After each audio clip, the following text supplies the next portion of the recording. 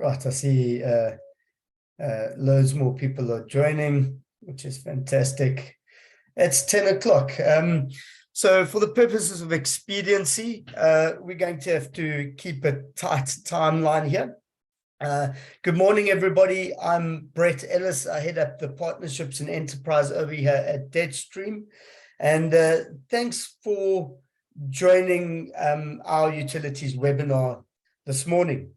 The focus is on the utility sector and how they can transform and evolve their collections and recoveries operations in the current landscape, and also how they can learn from the financial services sector, who have gone through a lot of pain already.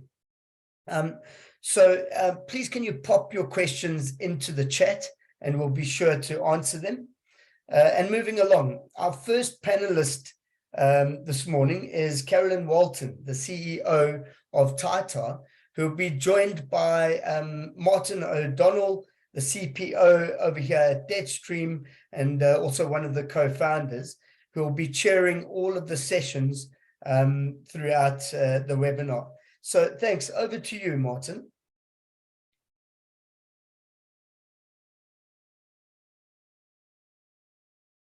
So we're going to get started actually for the first session that we had today, which is talking about prioritizing vulnerable customers.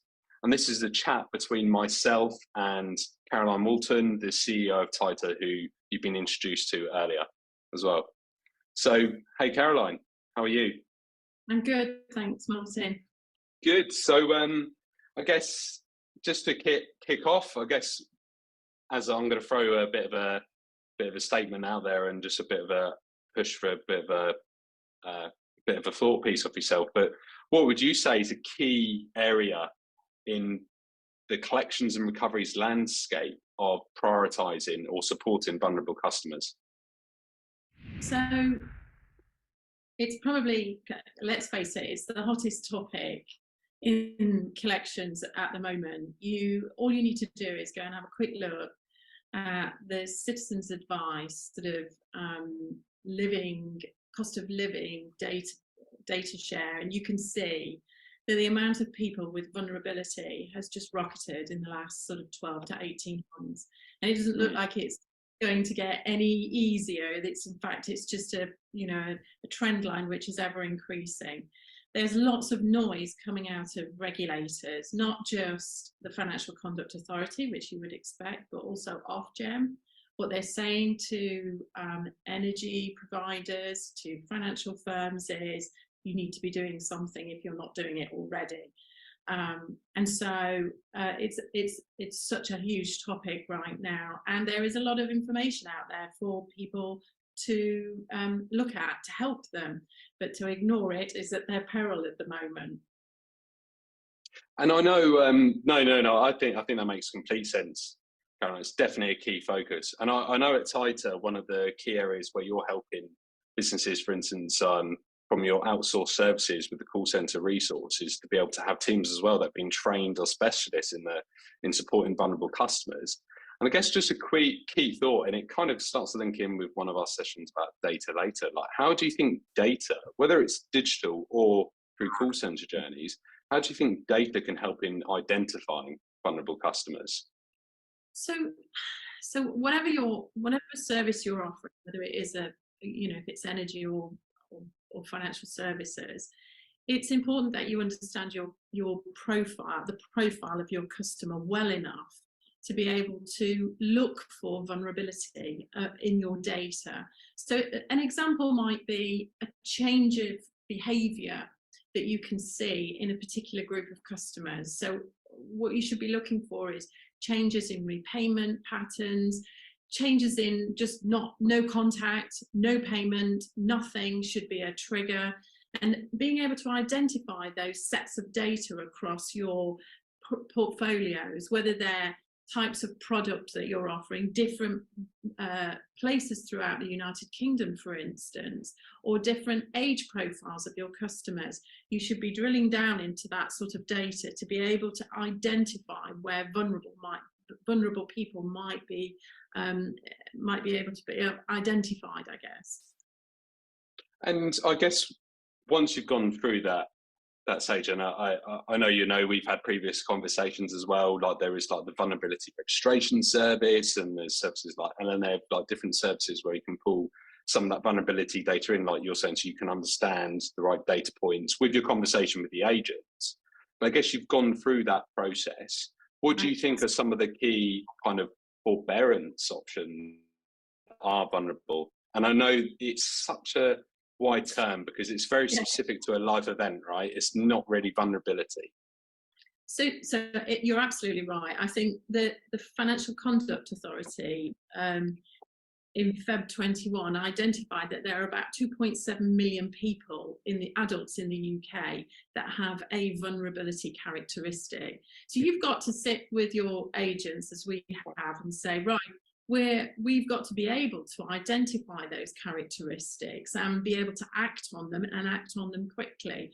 There's something like 23 different characteristics that fall between health, it falls life events, resilience and capability. So you can see that it's very wide. And so having a team, which is what is expected from companies, that can either champion vulnerability within the organization, but also a team which can take on board the learnings, can take on board dealing with those particular customers, can be that sort of, if you like, you've always got to have that capability to refer the customer on to somebody who is able to recognize all of those characteristics, can give that customer more time, can sit with that customer and be able to allow them to talk through the concerns they have.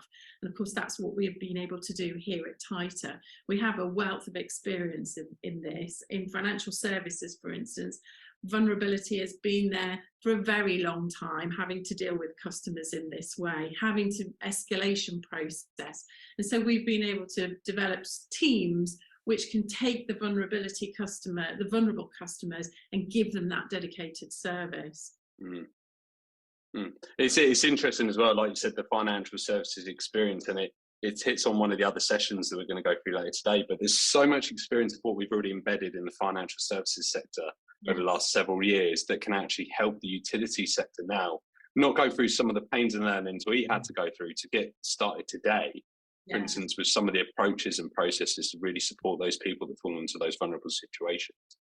And I guess, like you said, that really helps personalization. You said around the number of vulnerability or attributes, right? That really helps direct that personalization of conversation to make sure it's the right support.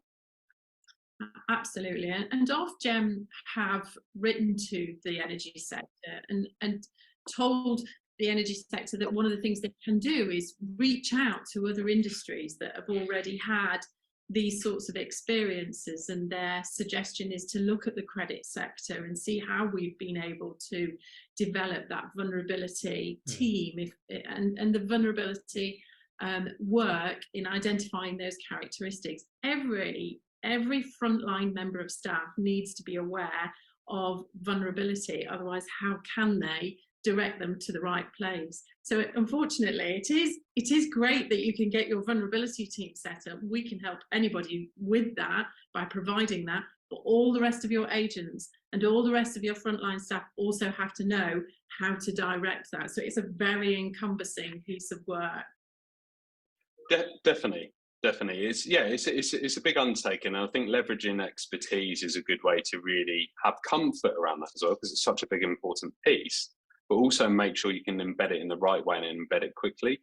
For instance, leverage that experience. And I think just one of the key things, on the data side, like the personalization, the key things that you're saying there, for instance, is if, for instance, it was a handoff from some of the service like we do at DebtStream on a digital journey, for instance, it's gone through, identified some potential data points, but then hands off to an agent, for instance, within like your service, for instance, on that side, that data can then help come through from the digital interaction, but then feed through for that personal conversation as well. So it can really work well together as well to really give that holistic support for a customer in those vulnerable circumstances. Absolutely. So it's about customer journey. Exactly. And I guess just as we're coming to an end of this session, Caroline, if there was one key thing you think just to go forward, I guess just to help utilities, businesses move forward on how they support their vulnerable customers, what would you say would be a starting point? I would say, first of all, act now, do not delay, because the longer you leave dealing with these issues, the bigger the issues become. And that's not just for the vulnerable people, which is absolutely, but it's also for the company as well, for the energy provider themselves. Make sure you're well geared up and set up, and we can help with that as well. I said at the beginning, there's my LinkedIn profile, reach out, and we're more than happy to talk about vulnerability to anybody that wants to act and should be acting now. Brilliant. Well, look, when we at the end of this, we'll put out everyone's information that's been on as part of the panels as well, as we communicate and send out information. No, thanks, Caroline. That was a really interesting conversation as well, and I look forward to the next session that you're involved in. But until then, I'll hand back over to you, Brett, as well, just to kind of summarise and speak about the next session. Thank you, Martin. Yeah, so thanks so much, Carolyn and Martin. I suppose the key things that I picked up there was vulnerability is rocketing at the moment. And on the back of that, we have to know our customer. So know your customer, use that data to identify vulnerability. And also, once you've got that, have a team to support that vulnerability using those 23 identifying characteristics. But the overarching message was act now. So next up, we've actually got Carolyn again, and she's joined by Gareth Bailey, who's the CEO here at DebtStream, and they'll be talking about the transference of knowledge. So over to yourself, Martin. Thank you. So thanks, Brett, once again. So we do have Caroline back with us for this next session. So I'm going to sit back, and you don't want to just hear me talking the whole way through this webinar as well. And I'm going to let Caroline and Gareth Bailey, CEO of DebtStream, have a conversation as well. I introduced Caroline in the previous session, CEO of TieTa. But we're going to carry on a conversation around how can the utility sector learn from the financial services sector? And there could be areas such as like affordability as some would start. But just to kick off conversation and be fair to Caroline, because I put it a lot on her in the last session, Gareth, what are your initial thoughts on that side of how they could learn from the financial services sector in utilities? Yeah, absolutely. And I think, as probably mentioned in a previous session, we've gone through a lot of pain in the financial services. If we think about some of the processes that are involved in assessing affordability, I think if you look 5-10 years ago, you're looking at 45-minute telephone calls to go through massive amounts of information that customers may have to have multiple telephone calls to go away and get the right information. I think lessons learned are, being open and transparent to consumers about why we're going through a process. What's the value? Why should a customer go through that effort? It's because we're trying to help and support. And I think one of the big learnings is that transparency and thinking about how does this appear to a consumer? How does this process look to a consumer? Making it as low touch and as easy and simple and supportive for a consumer as possible. And we obviously, as DebtStream, we look at digital capability, how we offer customers to go through what are quite detailed and lengthy processes, but through digital interactions that can make it less stressful. They can feel less harassed because they can do things in their own time at their own pace, using a device that they're comfortable using. So I think having those extra channels available is another lesson learned. We have some consumers absolutely want to speak to someone. They want that human interaction because they feel they get a level of comfort from that. There are other consumers that they just want to go and do it themselves. They want a bit of time and space, as long as they can get access to the information that they need. And as I said before, be guided through a process. I think that's really important. And I guess some of that works, for instance, of how it works together as well. Like I said in the previous session, digital and the agent side, for instance, with the personal conversation. So Caroline, what are your thoughts based on like what Gareth has said or the overall view of learning from the financial services sector, utilities? Yeah, so first of all, when the vulnerability piece, there is always a level of assisted calls that will need to come through and have a discussion. What we learned in the financial services space is that the regulators were never happy with just a self-serve. They were never happy with, just an app or just wanted the actual customer to be able to have that conversation when life gets trickier. And so being able to pick up the phone and work through that affordability assessment. And this is where it becomes quite critical, really, because the agent that you've got answering that call is trained in recognizing those characteristics. So the income and expenditure and all the affordability becomes a much more conversational piece around, trying to work out what sort of things is affecting their life, what sort of other commitments have they got, and how, if you're in a position to try and get them into a repayment plan, what impact is that having on all of the other commitments that they might have? That's where, in financial services, the level of work from a vulnerability piece isn't just, it's just never quite so straightforward. Life for these individuals is unique to them. One person will have one health condition which another one won't. Just adding on to that as well, from the financial services perspective, affordability is not a one stamp. There is out there the standard financial statement, which is your starting block, which gives you guidelines of expenditure, for instance, that can be used. But we've seen over the last maybe just 6 or 7 months, 2 Dear CEO letters that have gone out into the financial services space, where the regulator is saying the cost of living has changed. You must do something else.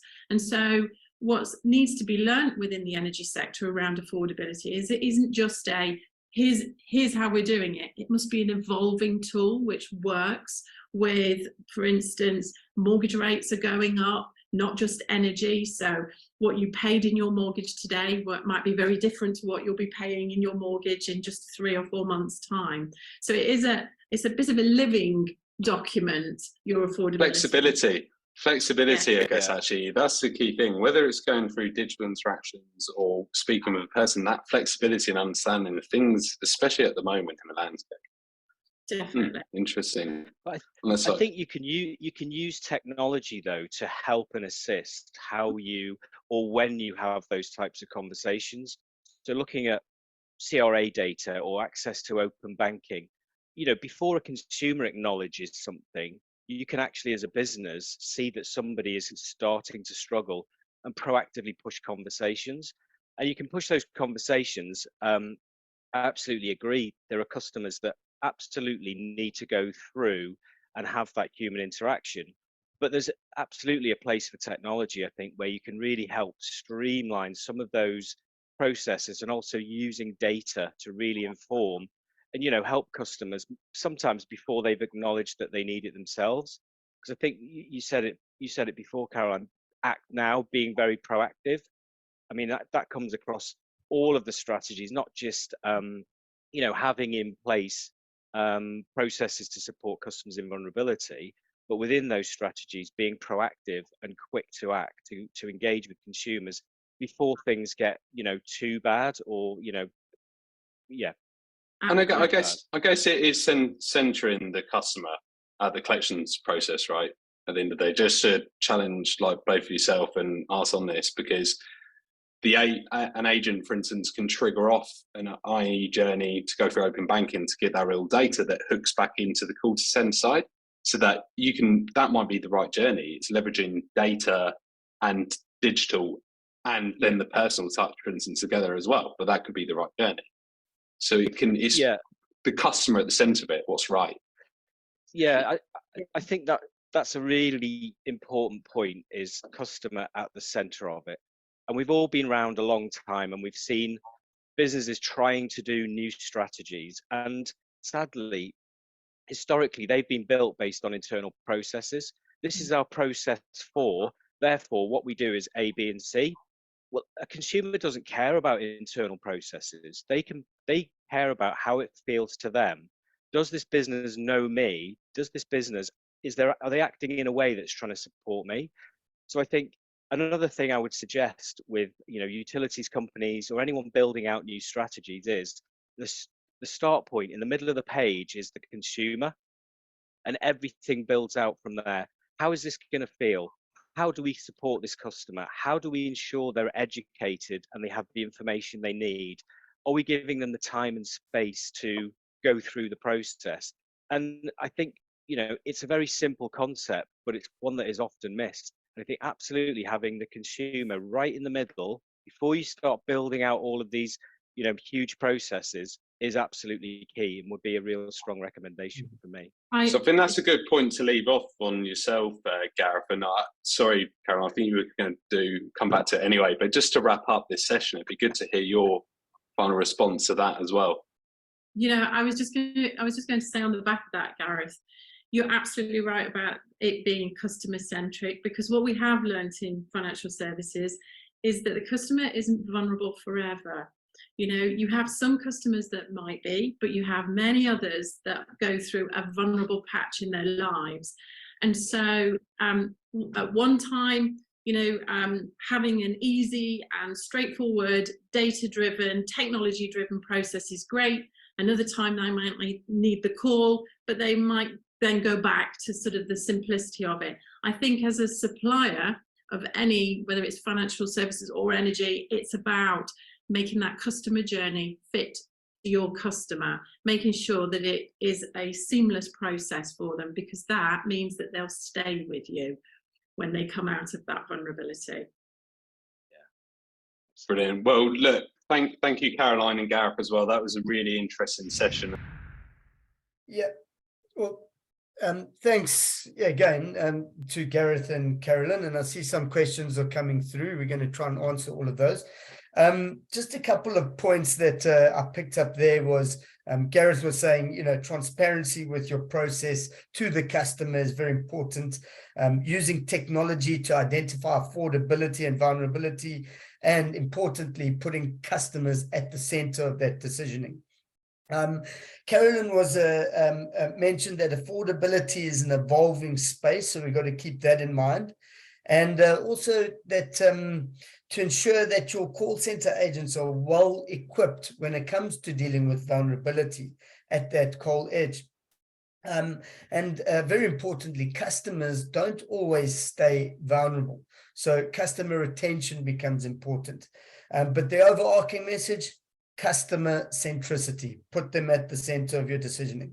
Up next, we have Dave Lemon, who's joined, who's the head of customer insights at Connected Data, joined by John McMahon, who is from CNR Software. And they'll be talking about data and technology and how that impacts the current state of play. Over to you, Martin. So, Dave, I guess just to get started, like this session is about adoption of digital technologies that we're looking to discuss. And just with your background, actually, I think a really good point to kick off is actually your thoughts on how data can support drive digital self-service journeys or personalization, but also thinking that can actually support agent journeys as well with digital technology and data behind it. But it'd be good, interesting just to get your thoughts in the utility sector, how this can really support in collections.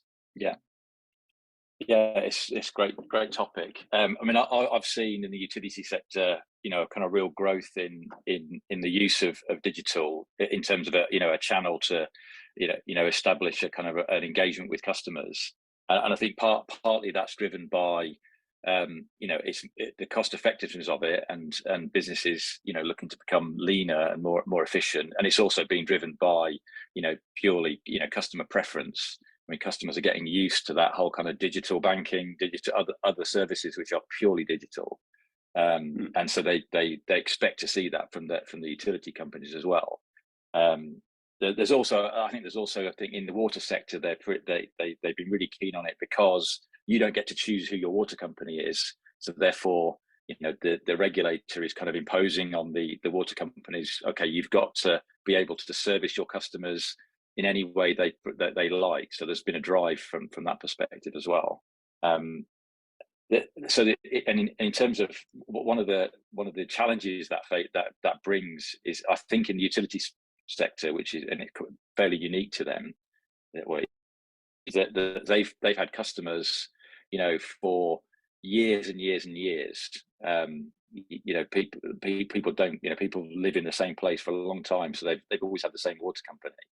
So the chances are you've got a big group of company, a big group of customers where you don't have a mobile number, because they will have been customers before mobiles were even a thing.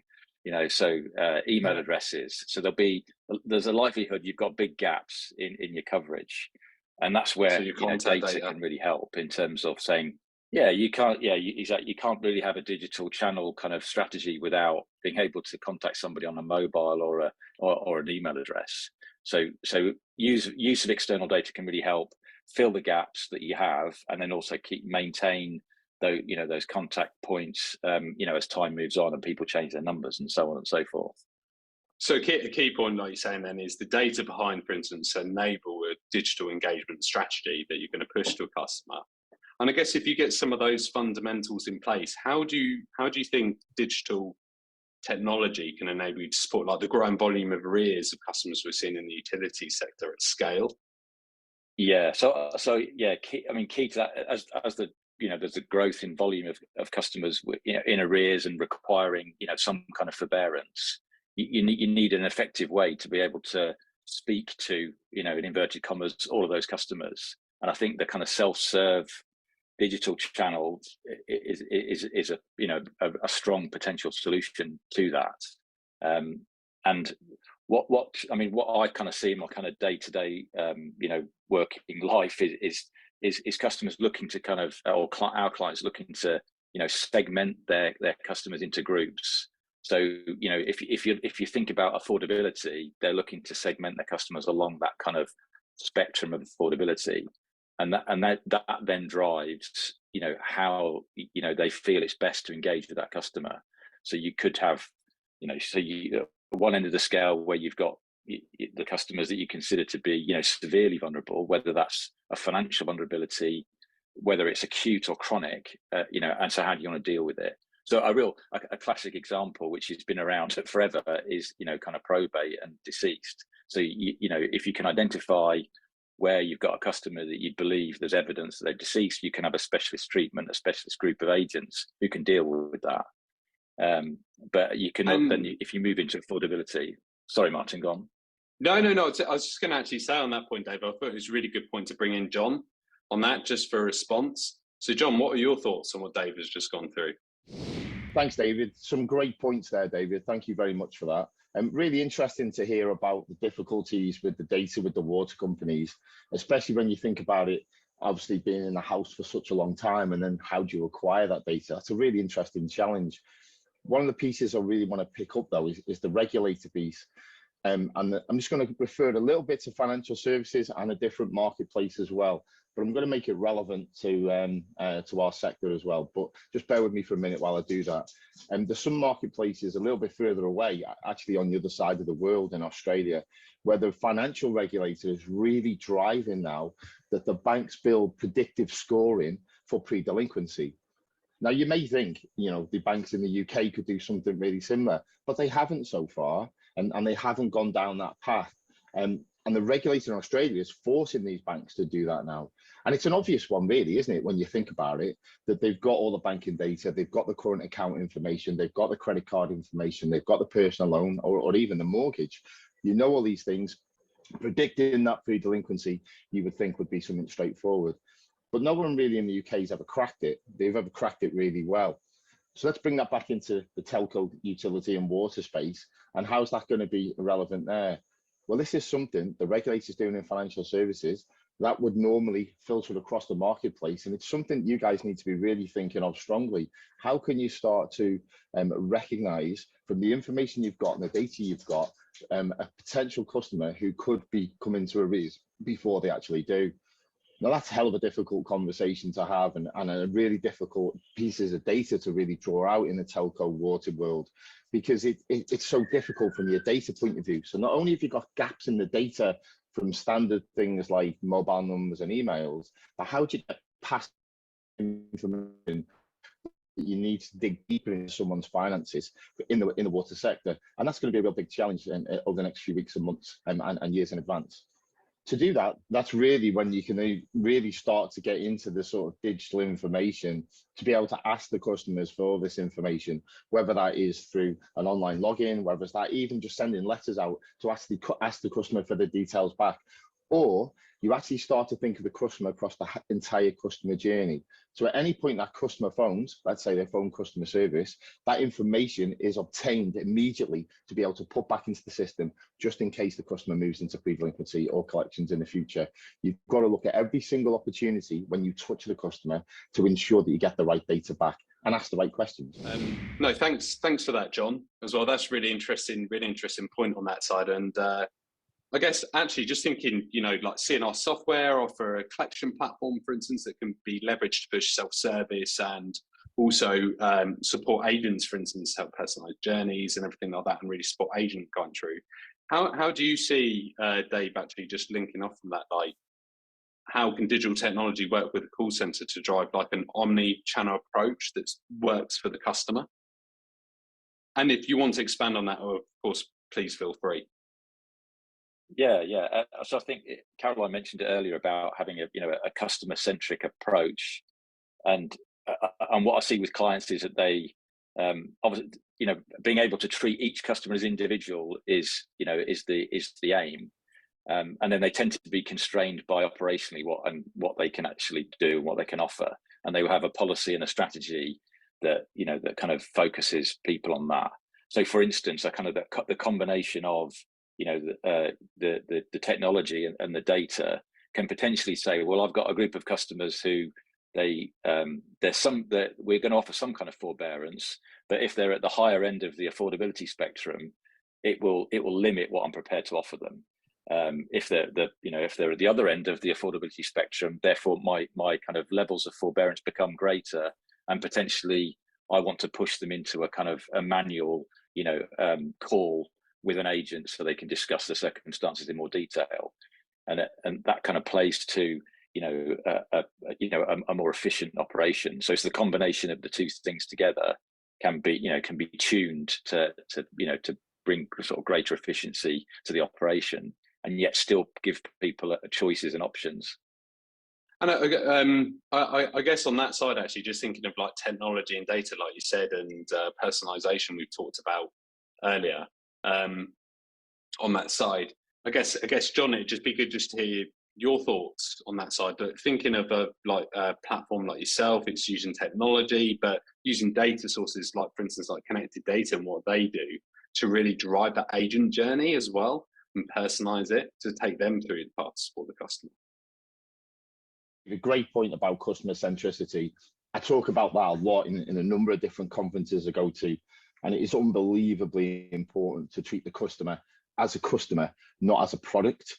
And also then ensuring that your communication is treated as a customer. It's absolutely essential these days to do that, and treat the customer with respect, to build out personalized messages, provide the customer with the right service they deserve and demand, actually.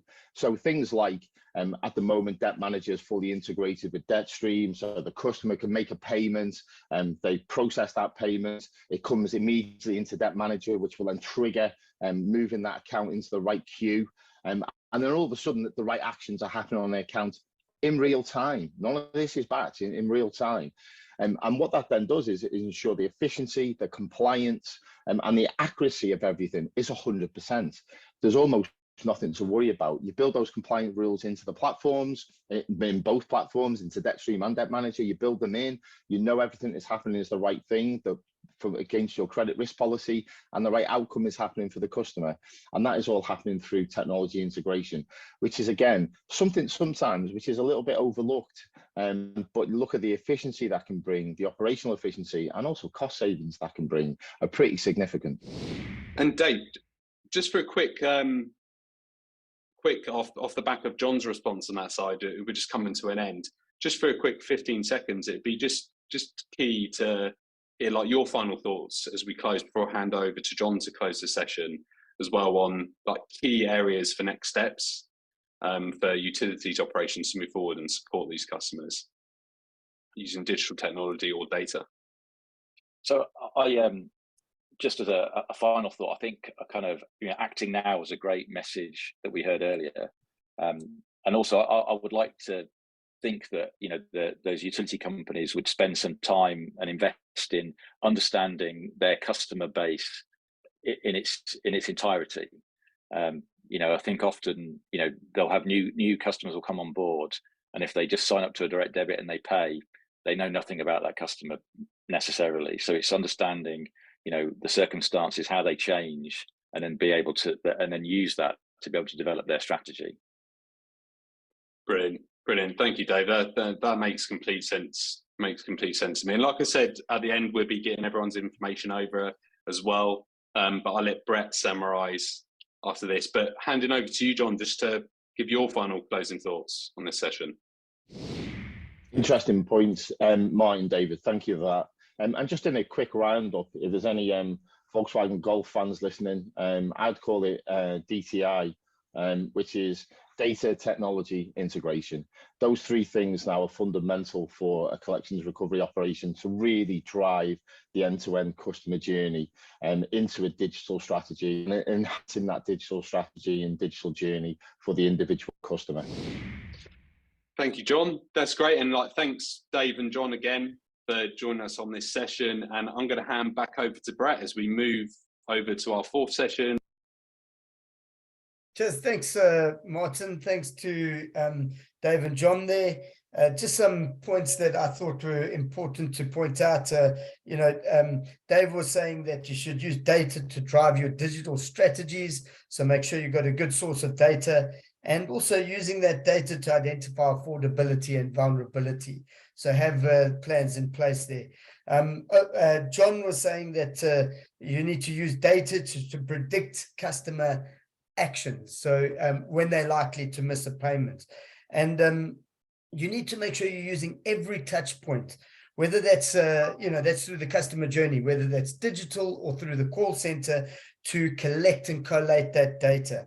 And I love his acronym, DTI, data, technology, and integration. So we'll be joined next by Tom Horn, the COO of TieTa, and Adam Brindle, the client delivery director there. And they're going to be talking about churn rates in the contact center and the impact that has. So back over to you, Martin, if you can take us forward from there.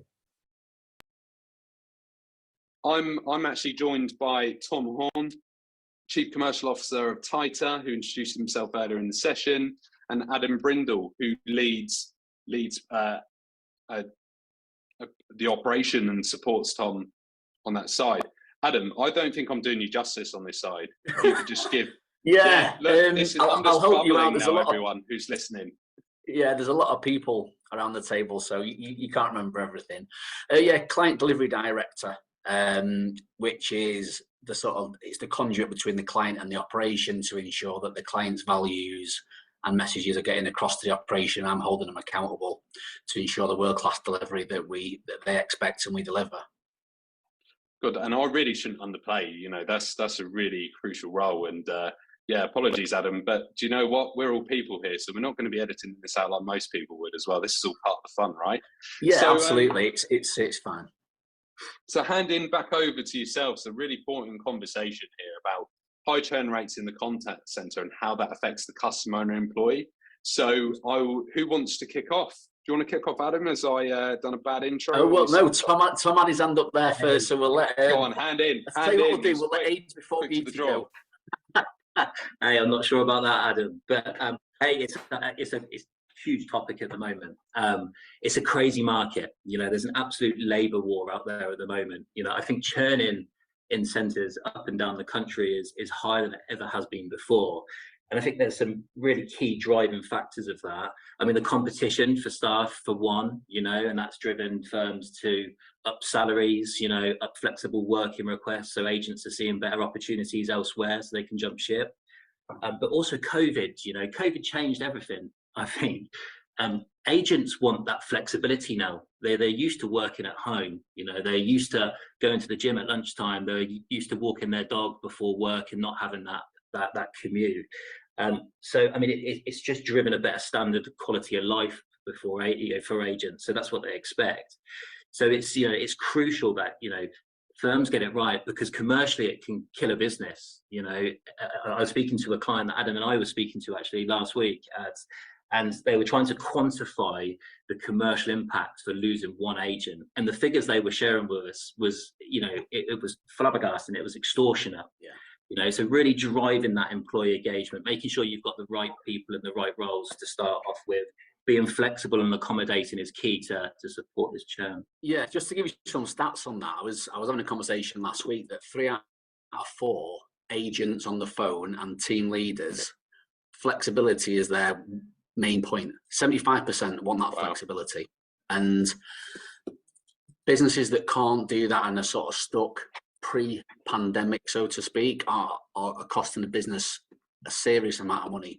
The sort of industry standard is 34% attrition with businesses that are under 1,000 staff, and that goes up to 52%. That goes up to 52% when they've got a business of 5,000 or more.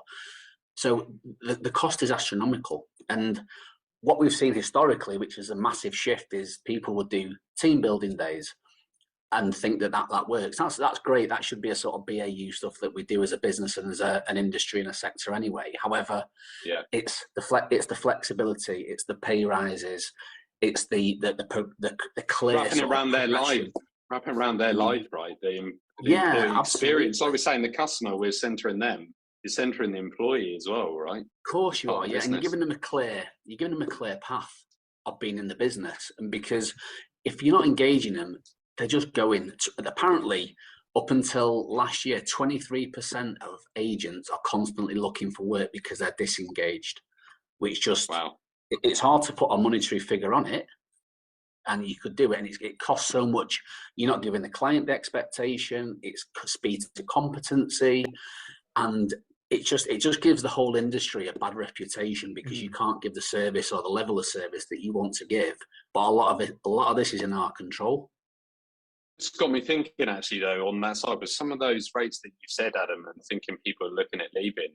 I guess just a question, and I'll start with yourself again, Tom. Like, there's high cost. I was previously in collections operations myself. I know the time to be trained for, especially in this environment, it's continued to get more and more regulated on that side, and utilities is going the same way. But the time and cost to train, embed, and deploy new team members to support those customers in arrears. What are your thoughts on that? It can be quite a big lead time. Absolutely. I mean, being a customer service or a collector in the highly regulated markets across financial services and energy is not an easy job, right? It really isn't. The regulators are all over firms. The information that agents have to take on board is huge. So normally there's huge, route to competency plans that we put in place to make sure we've got the right agents, protecting the customers and protecting our clients, right? So sometimes that can be, 2 to 3 weeks before they're put live on, tasks, and then you've got the route to competency, then you've got the quality monitoring being wrapped over that. So if you've got really high churn rates, that can really, really hurt, because if one agent leaves, that replacement agent might not be up to competency for a month, or 6 weeks. Yeah, wow. Okay. Yeah, and that for instance, is a huge lag time on those customers then that are just waiting, right? They don't wait. Their life circumstances don't wait for an agent to be trained and deployed. No, absolutely. And I think going to that point you just made there is perfect. And these conversations now, which Tom alluded to, are probably the most severe conversations that people have had in a long time. And that whole looking after your agent population and ensuring that well-being is absolutely paramount, because some of these conversations are not pretty. And that's why we've got to make sure that they're engaged in the business that they're in. Absolutely. And I just want to add to that. I mean, some of the solutions that we've been building for our clients recently, been really detailed. We've seen a lot of success at the moment where people want a BCP and flow at all times. If they've got 50 seats, they say, Tom, Adam, give us 5 or 10 seats. We want that solid base to be able to scale up on. So if we do lose agents, then at least we can come to you and say, hey, that 5 or 10 can get it to 15. Absolutely. And there's nervousness across the sectors at the moment, Martin. There really, really is. I think people are really coming to the realization that there's a tsunami of collections work, with the cost of living crisis coming next year, and with the shortage of staff and the labour war at the moment, they have to act now. I know that's a word that it keeps coming up, but people need to have, really strengthened teams ready to rock and roll as we get into the new year. Well, I think from what you've just said there, Tom, as well, and it links into the conversation we had said about on the previous session on digital for scalability, for instance, and that side for the customer and supporting the volumes. But it's the key, for instance, on that side as well, again, like you've just said, having that, the call center resource that can scale up and down, for instance, to support you through, because you can't hire all of them. It's quite difficult in the landscape, even before the current landscape, right? So having that scalability can be quite a crucial thing to be able to scale up and down that resource. What do you think, Adam? It's invaluable at a time, and we've literally, as we're on this conversation now, we've had one of our clients, can we upscale? Yeah, absolutely, of course we can. We're here to be able to facilitate whatever it is you guys need. And rightly or wrongly, I think there used to be a bit of what's the word I'm looking for, a preconception about outsourcing work, because people are very protective. We're the experts. We do this for a living. We're there to support your customers and the values of your business that you instill in them. But it's just a far more flexible option that we can manage with you, the ups, the downs, give us a bit of call forecast, and we can then make sure that we can deliver the proposition for you. And it's that flexibility that is absolutely key in what Tom's talking about. And you can't, like you say, you can't do it all internally. You just can't. Well, look, thanks, Adam. I think that makes complete sense. And scalability and flexibility is a really core theme. But once again, it's that end customer at the end of it, right? Everything we're talking about is how you support those customers. But Tom, just to wrap up on the session, I'll leave you to just wrap up for like 15 seconds or something. You put a bit of pressure on a quick summary, but just to end, what do you think are some of the important next steps, just to understand what your potential needs are, I guess, as a business for that resource? Absolutely. Hey, I mean, high churn is a pain point across, all firms at the moment. I mean, you have to forward think, you have to get contingency plans in place. Two of the things that I really want to sort of end on is engagement with your employees is crucial. Speaking to them on a daily basis, especially if they're remote, I think that can be lost once people come away from the office. So having employee engagement can absolutely help your churn rates, and finding out what makes them tick. It's not just about chucking money at these agents. It's about putting progression plans in place. It's about making them feel valued and then making them feel part of your company culture. So awesome. Absolutely, brilliant. It's going to be an interesting few months, Martin. Brilliant. Well, look, thanks, Tom and Adam, as well. And just as you're summarising, Tom, now, I know that's something you guys at TieTa are specialists on, and ensuring actually the team are supported and really ingrained in that side, and that helps reduce the churn rates. But that's something you guys are really strong on from all my interactions in the past, with yourselves as well. So, but no, thank you both for joining. Excellent. Thanks, guys. That was very interesting. I suppose big point to note there is that call center agents are looking for flexibility. To lose call center agents is very expensive. The attrition rate in the market is sitting at very high percentages of 34%, jumping up to 52%, and depending on the company sizes. So it's really important to look at the scalability and flexibility of your current team. And guys like TieTa can certainly help with that. Next session, we've got Tom. Again, we've got Trev, who's the head of partnerships at TieTa, and Martin, and they'll be talking about debt collections and recoveries. in the current landscape and going forward in 2023. Over to you again, Martin. We have time. Let's get cracking. I'm on for the final session of today with Tom. Tom Horn has joined us once again, and Andy Trevelyan, or Andrew Trevelyan, for instance, is the introduction you made earlier. So I know maybe I've known you for too long as well. I would call you Trev, like you said, on that side. But I will. So Andy and Tom from TieTa, but I will be involved as part of this conversation, and we are going to be talking about the debt collection and recoveries landscape. What does the roadmap look like in 2023 and beyond? And what I'm going to do just to start is let Trev speak on this side, the head of partnerships from TieTa. I think it's good just with some of our relationship together, just to kick off and let you take this one just to start. Do you want to talk about the debt, the roadmap, what it looks like in sort of 2023? Exactly. What you think some of the key crucial elements on the 2023 roadmap, such as, for instance, how could gamification, we talked about employee experience, how can gamification, for instance, where we drive away from commission in collections, right, help improve the employee experience? Yeah, like league tables, driving little incentives and games.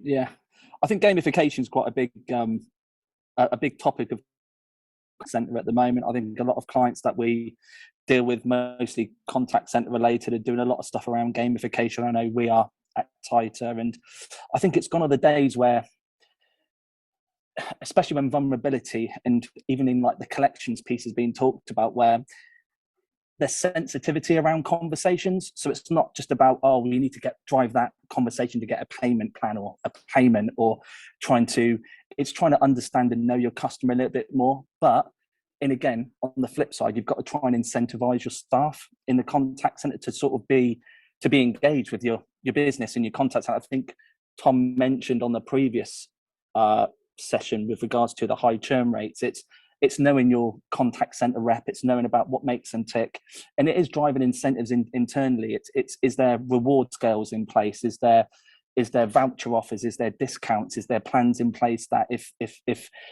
is there rewards at the end of the month, not just commission drivers? And I think sort of gamification, league tables on wall boards, I think you can sort of adopt that into maybe sort of sales teams and sort of that techniques.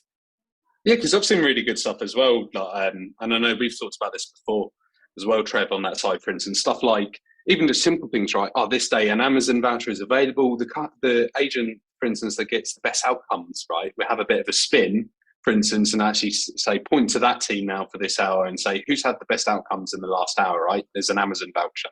You can really gamify, for instance, and it's outcome-based. So it's focusing on the customer, for instance, but you can really make that a good experience for the team member. I don't know what you think, Tom. Absolutely. I think firms are building their collections and recoveries frameworks as we get into 2023. I mentioned earlier that there's going to be a huge wave of vulnerable customer support needed for the nation, as the cost of living crisis increases. I think it's super important that firms get the right balance between people and technology. Hey, I mean, this is why I think our firms work so well together, Martin, because we appreciate, technology is needed and people are needed. You can't do a whole collections activity just with people, and neither can you just with technology. You have to get that blend right. Absolutely.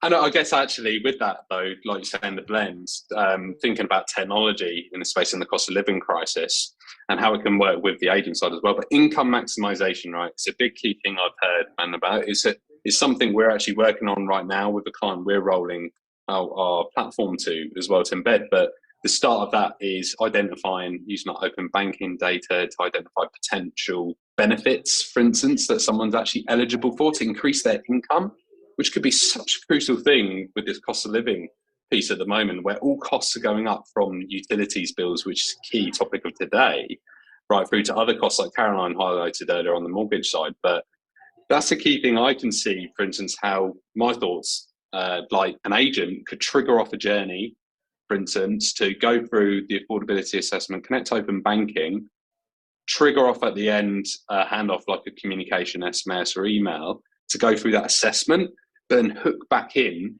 to finalise with the agent for the final outcome, for instance, to support them, whether it could be a vulnerable customer an outcome or it could be a payment plan, right? So there's ways of how that could really work together and to support that customer who's potentially having a strain on their budget. Absolutely. You have to map out that customer journey, and there never will be just a standard journey. There's different journeys that will be all over your normal touch points where you speak to customers, whether they're vulnerable, whether they dialed in, whether they SMS, whether they engage from an SMS that we sent them. So it's crucial that you get that journey right, especially with the influx of calls and tasks that are going to be coming into your agents. And talking of technology as well, Martin, which is one thing that we really focus on at TieTa, is not just the customer journey, but also our agents' journey as well. Making that seamless for them, loading them up with the right technology so they feel it's easy to talk to customers. We've seen firms, have 16 different systems that the agents are trying to navigate through. So it just doesn't help them give that customer journey. Yeah, and the agent's a customer at the end of the day, in a way. They're a user, right, in essence, and if you think of it on that side. So, no, that's really interesting. And I guess just on that part, one of the things we talked about earlier was like personalization. We talked about vulnerability identification is going to be key, driving better outcomes to customers.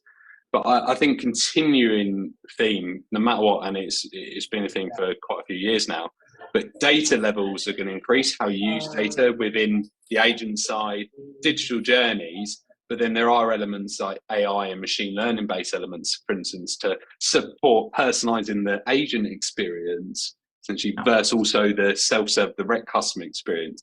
I don't know if you guys, I think data is going to be one of the biggest key things that you need to drive that, right? No matter what, you can't drive it without data. Absolutely. I mean, Trev and I actually recently tendered across the marketplace for different task management solutions, just to see what's out there. I mean, we've got some brilliant partners and providers at the moment, and it is all data driven. You need data to be able to be churned into these systems to be able to give you a proper outlook of what's going on and how to handle your customers the right way. Right? It's super important. Yeah, I also think as well, I know it's a massive conversation we always have, Martin, around the customer, the contact point of the customer, on if they want to speak and if they don't want to talk. And I think AI and this data sort of driver can be used to sort of identify those kind of customers that it's not like that can't pay, won't pay. It's the ones that just don't want to talk at the moment. I know that the guys at Credit Connect released a sort of an article the other day. I think I sort of put it on our chat group. It's a great article around, I think Lau sort of said about 68% of people just don't want to talk about their debt anymore. So, I mean, think about that from a collections point of view, or even from like utilities. Like 7 out of 10 customers don't really feel comfortable talking about their debt. So, I think AI and that data driver can be used as an indication where, when someone's maybe online at 1 o'clock, 2 o'clock in the morning, they don't know where to turn, they don't know what to do, but those kind of triggers when they're going on to like a website or a self-service platform, they're triggering sort of touch points and contact points, and that AI drivers driving that kind of interaction for that customer, making them feel comfortable, making them feel that, do you know what, there is someone that they can speak to. If they don't want to talk to someone human contact, there's someone that they can talk to potentially online, like the sort of use of chatbots and all that kind of stuff. That's I tell you what, where we can go. That's really interesting, just to wrap up the session as well. So we're just coming to an end on that side, but something we've talked about, us three here actually together on a call, for instance, about how our services can work together, for instance, leveraging the TieTa teams and experience as well to power those chats as well and conversations. So the customer isn't going off the digital experience and journey, but they do still have that personal touch as well. Yeah. And how you then use data, for instance, to improve that chat journeys and how it works with then the other self-serve digital journey together, like leveraging the expertise of someone like TieTa, for instance, in those conversations. And then to your point, like Trev, on the using chatbots, for instance, where they're actually, that might be simpler for out of hours as well, for instance, so you can have that scalability. I think that's going to continue to be key, and it's something I know we're talking about a lot together, how we work together between TieTa and DebtStream in our partnership as well. Yeah, absolutely. But no, both, that was a really good conversation just to end this webinar on the utilities landscape. as well. So thank you, Tom and Trev, for. Yep, thanks guys, I appreciate that, and thanks to Martin for sharing that, and to all the panelists for that valuable information and for your time, and as equally important to all of our guests that made the time to be part of this today. All the questions will be answered through a follow-on email, which we hope to get out to you. We'll include a calendar link in there. So if you would like to set up some private sessions with some of the panelists or with all of us, you can do so. Thanks for your time, and we look forward to hopefully being of service to you in the future. Back over to you, Martin.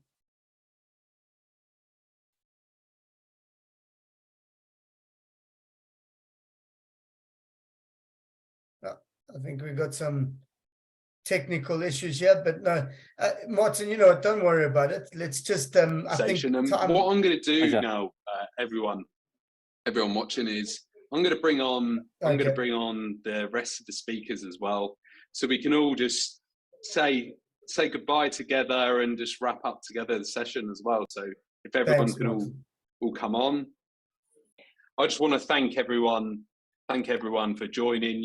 From the team at TieTa as well, who we've been working really closely together, and a really great team, and could really support you as well in scaling your call center operation, especially if you need to do it at pace. I would consider speaking to the team as well, right from to the team at Connected Data as well, who data we talked about just now, even just wrapping up, is so important to drive your customers' experience, whether it be through self-service, whether it be through the call center and an agent-led experience. It's so important as well, through to having the right actual platform for the customers to go through as well. And I know we've had John himself from CNR Software as well, on talking about the call center platform that the agents are actually going to use to give them that experience as well. So that is always a crucial piece as well. It is an experience. They are a user at the end of the day, an agent.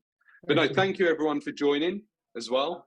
And I hope you have a good rest of the day, and we will see you all soon as well. Appreciate it. Thanks, Martin. Cheers, mate. Thanks, Martin. Thanks, Gareth. Hand it back over to you, Brett. Thanks, Brett. Bye. Thanks, everyone. That's a wrap. We're going to stop recording, and as I say, we'll pop over those. We'll answer all of those questions.